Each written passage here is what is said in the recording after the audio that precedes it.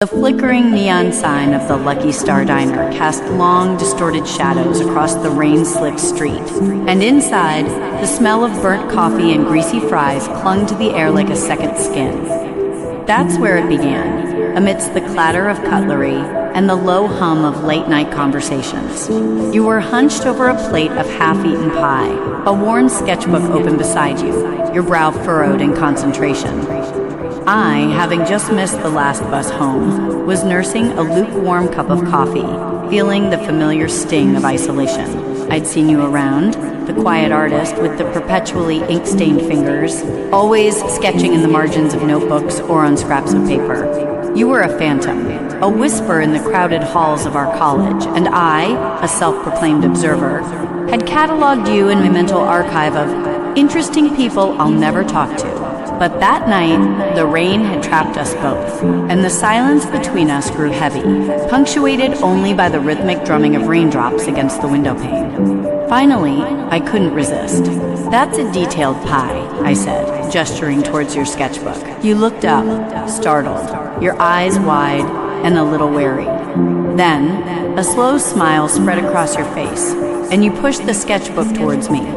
It wasn't just a pie, it was a symphony of textures. The flaky crust, the glossy cherries, the swirl of whipped cream, all rendered with a delicate precision that took my breath away. That simple comment, that shared appreciation for a drawing of a pie, was the crack in the ice. We talked, not about art or the weather, but about the way the streetlights reflected in the puddles, about the stories we imagined for the people passing by the diner window, about the strange comfort of being alone together in a place that felt like a forgotten corner of the world. You told me about your dreams, the ones you kept hidden beneath layers of quiet reserve, the desire to capture the fleeting beauty of everyday moments, the fear of never being good enough. I told you about my own anxieties, the feeling of being adrift, the constant struggle to find my place in a world that seemed too loud and too fast. The night deepened, the rain slowed to a drizzle, and the diner emptied, leaving us alone in the warm glow of the neon sign. We talked until the first hint of dawn painted the sky, until the burnt coffee had turned cold and the pie was nothing but crumbs. We walked out into the pale morning light, the silence between us no longer heavy, but comfortable, filled with the unspoken promise of more conversations, more shared moments in the quiet corners of the world. It wasn't a grand, sweeping romance, but a slow, steady burn.